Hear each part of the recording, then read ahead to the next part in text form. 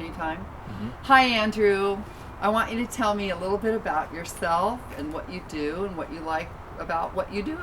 All right, so I'm Andrew Graham. I am an interior designer here in Woodland Hills, California.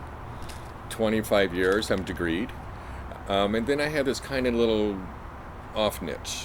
I specialize in color psychology and the psychology of pattern, shape, and form.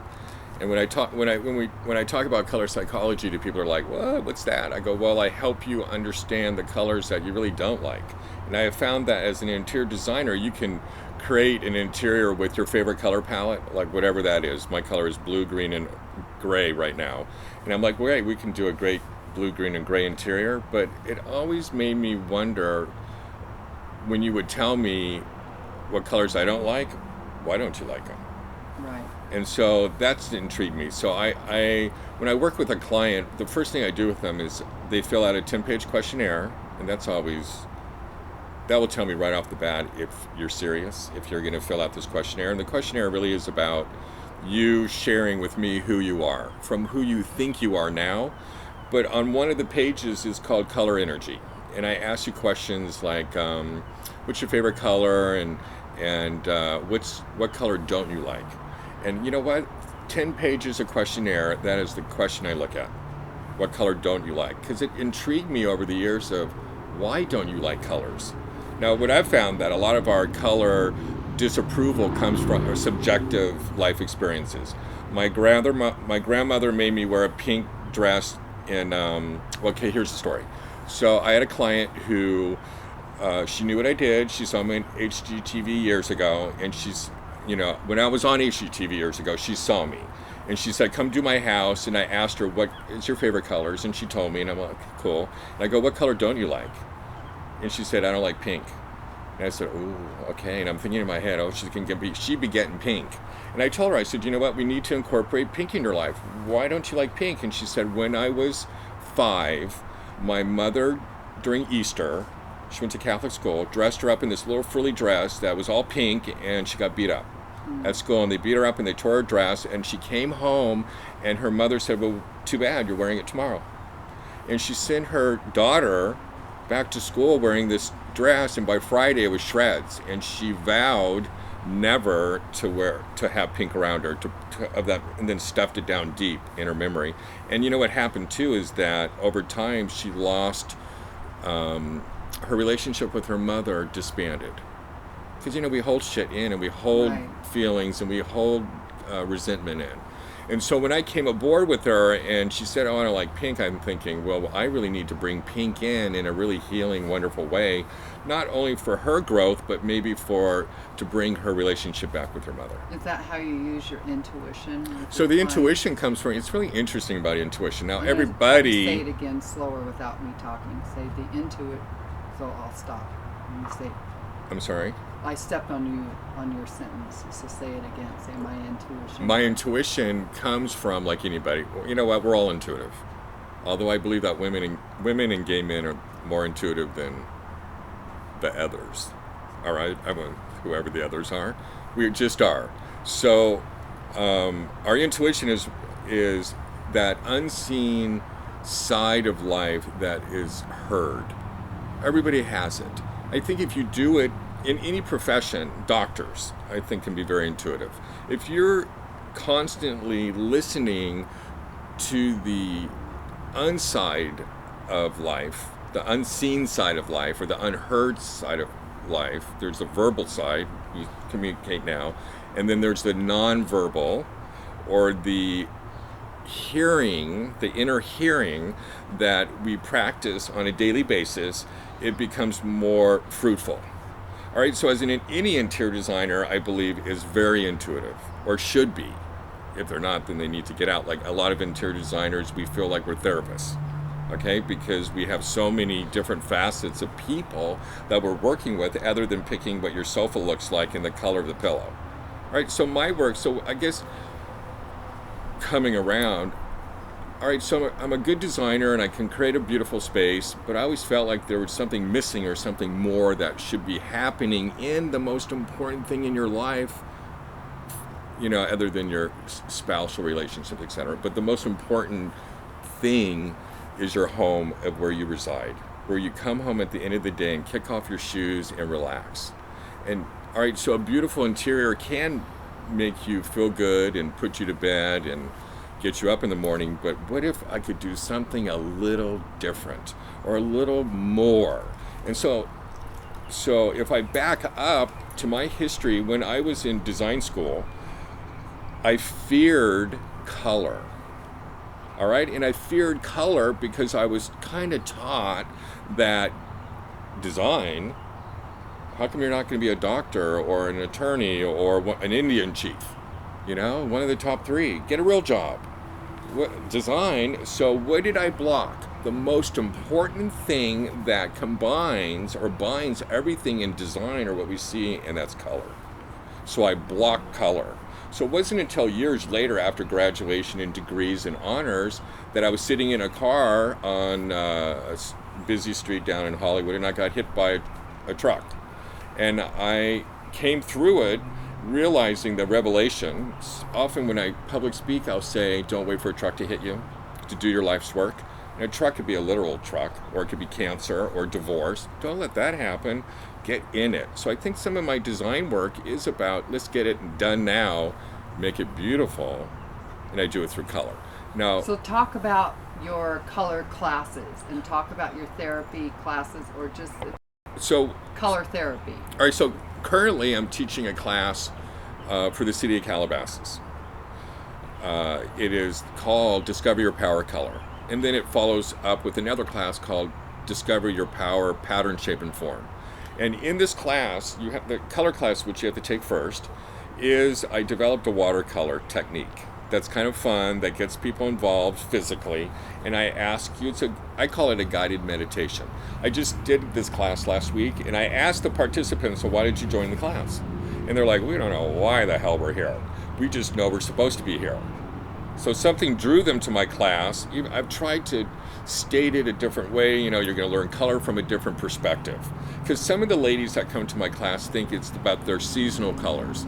It's not about your seasons. It's not about your favorite color in particular or things that are in your home now. It's something totally different. So what I do in a nutshell is I guide you through a watercolor that I've created. I bring in little watercolor cards, and you know those little 8 tray of watercolors. I have those, and I said we're going to do a little drawing, and I give them a little pencil, and it's a little pencil because big pencils scare people. But little pencils that are kind of dull, they're like, I can handle that. It's so funny, psychology of everything right there. And then they paint with Q-tips. Because if I have a paintbrush out there, they freak out. Oh my God, I'm not an artist, I can't paint it. And they just melt down for 10 minutes and I have to bring them back. So I go, look, you're just using a Q-tip, you're just mixing color. So I have a shape, I won't tell you what it is, so the other class is good.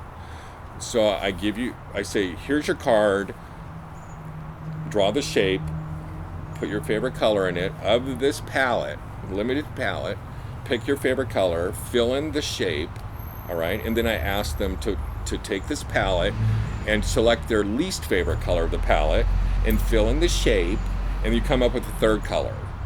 That I read you from, all right? Now, there's 3 other things we do to this color that you have a choice to do. You can either hold and say, okay, I'm cool with the color. Wow, I never knew. Or if they're like really adamant about, I hate this color and this is, why am I in this class? I say, now you can either add A, B, or C to this color, but you only can choose one of A, B, or C. So and that's going to... Oh, go ahead. No, go ahead. So what is I was going to say, so what are some of your instances or clients that you've told them that they're surprised by when they pick a color? Well, in the class, we're talking about the class. Mm-hmm. So in the class, the first thing that you pick is your favorite color. So that's easy. So they're going to look at that and go, oh, I love blue. And they're going to take the blue and they're going to fill in their shape with this blue color. I mean, everybody has that first. That's where I don't start with the opposite. I'm just going to say, what's your favorite color of the palette? And they'll go, I can't say what color is chosen the most, but there tends to be, men and women have different. I seem to I've been doing it 20 years, that people tend to pick certain colors. And so they pick that color, and then it's not until I say, which is the big uproar of the class, which is always so funny. I'm like, oh, I can't wait for this. And then I ask them, so of that color palette, pick your least favorite color. So there's a big uproar because, right, we're in a class that we're paying for. It's supposed to be fun. Why am I picking a color I don't like? All right, so that's like life. I'm going to lead you through it. It's all okay, all right? So they put that on. But the third color that they pick, people who do, I'm telling you, 9 out of 10 times, do this mix. Oh my God, appreciative. Oh my God, I never knew. This is really cool. I like this. Especially in a watercolor because there's outside edges where maybe the colors haven't mixed and it really becomes kind of 3D. People that mix a color and then have a breakdown or a meltdown over it, and I go, hello, it's a watercolor. But tell me more about like what you were saying before, what a client, how you read them, or what is it? All right, that so you tell when- them, or different examples. All right, so have you heard? Okay, I don't know why I'm going to say this, but when people read tea leaves in a cup. All right, this is kind of like a tea leaf in a cup from an interior designer. I'm an interior designer that reads people through color. All right, and this is years and years of reading people and being immersed. What a great word! Immersed in color. All right. And seeing people and why people choose things and and talking to them. Why are you choosing a favorite? Why do you like that favorite color? Does it match your eyes? Because why? I want to know why. I'm always that. Why are you choosing? So when colors go on this page and they're reading, and I see it, there is that side of me that pops in that I hear things about them. So either I can look at, say you mix, or let's keep it simple. So if we're going to mix brown and, say we mix black and yellow can make a gray, okay? So I can look at that, and from studying color, traditional color study from Lusher, 1940s, all the way up. So there's traditional color psychology that anybody can open a book and read about. And then I call it contemporary color psychology, is the work I do, which is bringing a different facet of color or information into color so people can really expand.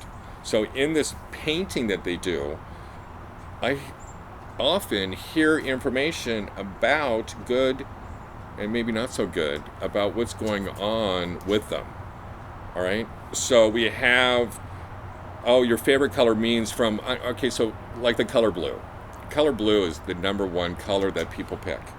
We don't know, we as color specialists or interior designers or color psychologists or therapists, it could be because we're surrounded by ocean, west and east coast. It could be the blue in our flag.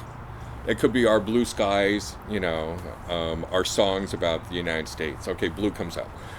So blue's a huge color. Blue's about communication. So when I see a person select blue or deselect blue, all right, so blue's about communication. So if somebody's saying, Andrew, I hate blue.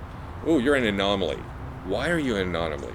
And then why, if blue is connected to communication or the chakra of communication, why are you're not speaking a word? You're either not speaking your word, you're not walking your talk, or you're lying to me. And most likely you're lying to me. And if you're lying to me, I'll prove you because I'm going to hear it. Or you're lying to yourself. So it's mainly not me, because after I do your home, I'm gone. Right. All right? You're the person who needs to reincorporate honesty or integrity within your speech. All right? So what would be a message, or what is your philosophy or an observation that you'd like people to know? The color, everything, I think everything, if I was going to put one word, all right, I would say the word fabulous. I am here to bring your fabulous back. All right, I really believe that when I work with clients and I do my classes, I tell my ladies and my audiences, I also have men, that I am here to bring your fabulous back. And it's going to be through it's going to be through color, that color, that which binds everything. It's what you wear, it's what you eat, it's what you drink, it's what you drive. Oh my God, I can tell you all about yourself in the last 5 car colors you drove. I don't care what kind of car it was. I don't care if it's 5 Bentleys in a row. I can tell you, if you said I bought this color, boom, boom, boom, boom, I can tell you what's going on. I'm telling you, I can tell you about what you're wearing. I can tell you about that color on the top, that on the bottom, your glasses, and your nail polish, and your shoe. And some of that's just from understanding from book psychology. Right. The intuitive side comes through is I allow it. I may say or do a prayer or meditation and say, okay, higher power, spirit, or whatever it is. I am here as an instrument for people to help them understand themselves better and express it in their home or their life. If I say something wonderful about you, you're going to remember it. And that wonderfulness is going to transcend or transfer to other people. You know what I do when I get gas in the car? I always smile at the person on the other side of the pump. Because they may be at their wit's end, or maybe that's their last dime to fill up their car, or maybe they're going through a divorce or whatever. And it's amazing how many people I smile to on the other side of the pump. Just this smile, and you can tell, oh, it made their day, or changed something, or maybe they're going to pass it forward. So that's like the color work that I do. I help people pass that goodness and lovingness and joyfulness that they've missed or forgotten about. Bring it back. I help people rediscover their fabulousness.